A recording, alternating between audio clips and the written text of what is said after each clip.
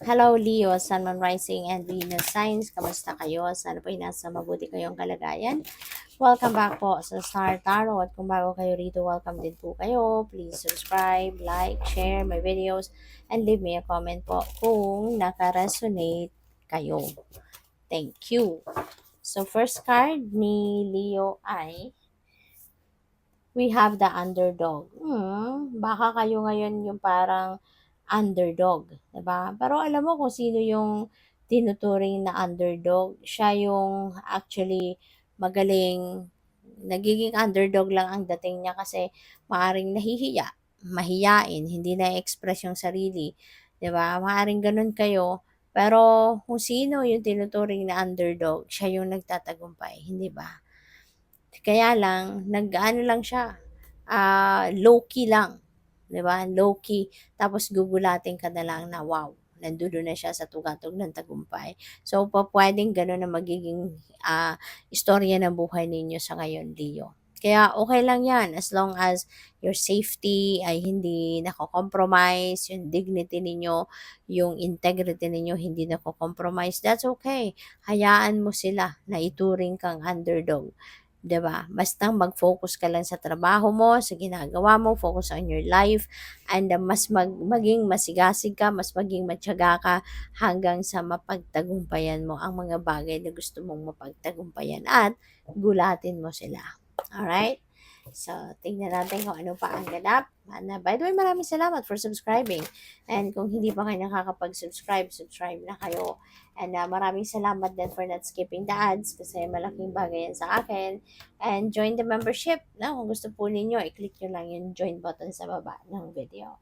So, we have exchanging gifts. No? So, this is, parang, this is the energy of uh, giving and receiving, exchanging gifts. So, po pwedeng you are also very generous person, marami kang natutulungan din, and maaari din na sa ngayon, kayo din naman siguro yung nangangailangan ng tulong or kayo din naman ngayon na magre-receive ng tulong ng iba.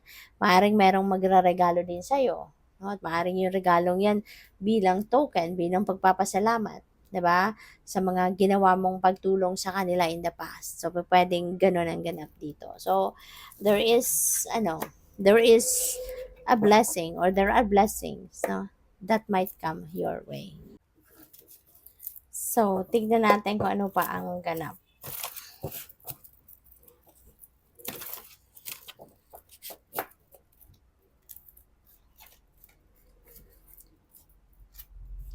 So, we have the Page of Swords. So, may mga impormasyon, may mga balita, information, inspiration na pupuwedeng dumating dito, 'no. Maaaring mga impormasyon nito baka ni-research mo din ito or pupuwede rin na merong maghahatid sa'yo, merong magkukuwento, merong magti-tip, merong gano'n, 'no. So, we have Ace of Cups, napakaganda. Ace of Cups is a new beginning energy at ang, magsisimula dito could be anything. Could be anything na magiging filled with joy and happiness, alright? Um Blessings din ito, 'no? Blessings ang paparating. And overflowing 'to, 'di ba? Overflowing ang cup, so ibig sabihin nito na sobra-sobra, siksik-liglig, umaapaw, 'no? Ang pupuwedeng biyayang dadating sa inyo sa ngayon, ino-offer yan ng universe, kamay ni universe itong nandidito at merong hawak na cup na punong-puno ng biyaya, 'no? So, pupuwedeng, um, kaya kayo magiging masayang-masaya because overflowing din yung biyayang dadating. Kaya you will be overflowing with joy and happiness din, 'di ba? Yun din ang mararamdaman mo. Kaya good for you, 'no? Good for you. At saka Leo, maaari din ang iba sa inyo rito, um, iba-iba 'to, 'no? Iba-ibang sitwasyon kasi iba-iba naman tayo ng sitwasyon. So, pupuwedeng meron ditong ikakasal.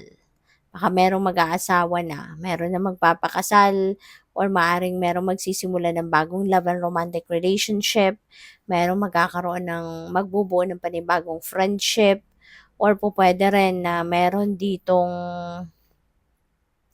pupuwedeng meron ditong panibagong trabaho, pagkukunan ng pera, yung mga gano'n ba, 'no? So, kaya good luck sa'yo kasi ano 'to, sobra-sobra, 'no? Kung ano man ang dadating na biyayang ito, it's going to be, more than enough para sa'yo at yung saya na mararamdaman mo, sobra-sobrang saya.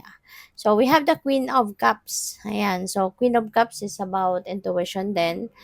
This could be a reminder para sa'yo na always trust and listen and follow what your intuition is telling you. Okay? So, lagi kang magdasal. Lagi kang always follow and trust and listen what your intuition is telling you. Alright? Yun ang dapat ninyong pagtuunan ng pansin. Alright? At maaari din na meron ditong this could be someone na parang baka nanay mo 'to, kasi mother figure ito, mother archetype. So, pupuwedeng nanay mo or lola mo, auntie mo, in-laws mo, 'di ba, na laging nandiya-diyan nakasuporta sa'yo. Siguro laging nagbibigay ng advice sa'yo, laging nag-e-encourage sa'yo, yung gano'n ba, very supportive. So, we have the Ten of Pentacles. Wow! So, swerte mo. Swerte-swerte mo. Magiging masayang-masaya ka na ngayon, lalo-lalo na pagdating sa inyong finances. Kasi meron dadating na pera dito. Merong perang dadating that would help you na makapag-establish ka ng inyong material needs, ng inyong finances, yung gano'n. So, this is really a prosperous and abundant energy. Kaya magkakaroon ka dito ng maraming pera. It could come from various sources depende sa inyong sitwasyon. But napakagandang energy because material stability ito eh. No? Lalo-lalo na sa panahong ganito, magkakaroon ka ng material stability or you're going to build, 'di ba, your material stability. So, napaka-blessed mo, 'di ba? So, kaya good luck sa iyo and congrats. Pagbutihin mo 'yan, i-manage mo ng maayos ang pera mo, ilagay sa tama, 'di ba? Ilagay sa tamang kalagyan para na makapag-build ka ng financial future mo dito na matibay talaga, 'no? So, we have the Seven of Swords, pero may mga tao din sa paligid mo na mambubudol, manloloko, mandilin lang, kaya mag-iingat ka, okay? Huwag kang masyadong sa kanila, huwag mong masyadong papakinggan, 'no, yung mga sinasabi ng mga ito, lalo-lalo na kung bagong kilala mo lang ito. 'Di ba? So, never ever trust those people, 'no, na alam mong nagpapahiwatig ng kung ano man, 'di ba, at saka makinig ka sa inyong intuition. 'Yun ang lagi mong papakinggan. Kasi yung intuition mo will always send you a signal kung yung taong 'yan na you're going to deal with or yung tao na you're dealing with is manloloko. 'Di ba? Makakaramdam ka ng discomfort, 'no? Maaaring ma-anxious ka, maaaring alam mo 'yun, mapapatakbo ka ng banyo, yung mga ganyang klase para lang na maiwasan or maiiwas ka sa taong ito. Kaya listen to your body, listen to the wisdom of your body kasi maaaring through that, 'no, ay diyan yung parang ipupush ka ng divine universe, 'no, towards doing something else instead na mag-engage ka ng conversation dito sa mga taong ito na pupuwedeng manloko lang sa'yo, okay? So, at saka, keep your valuables, ah, in your sight, 'no? Dapat sigurado ka na nababantayan mo, chine-check mo, paminsan-minsan, kailangang i-monitor mo, yung mga gano'n ba. So, we have death energy. Ayan, yung death energy is a new beginning energy. This is ending and beginning actually. So, mayroong mga bagay, pangyayari, sitwasyon sa buhay mo na magtatapos kasi tatapusin mo na yan. You are going to sever the connection, your connection with this.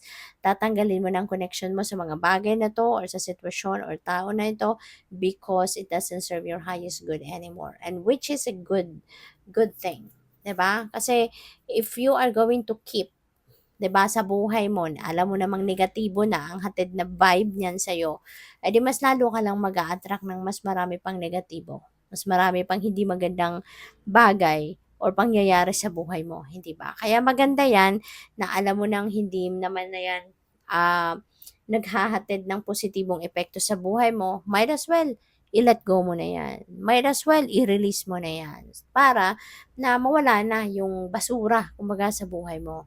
'Di ba? At magkaroon ka ng mas maraming room, mas maraming space sa buhay mo para sa mga bago at positibong tao, pangyayari, experience. Okay? So, good luck sa'yo. Thank you for watching. Love and light. Namaste.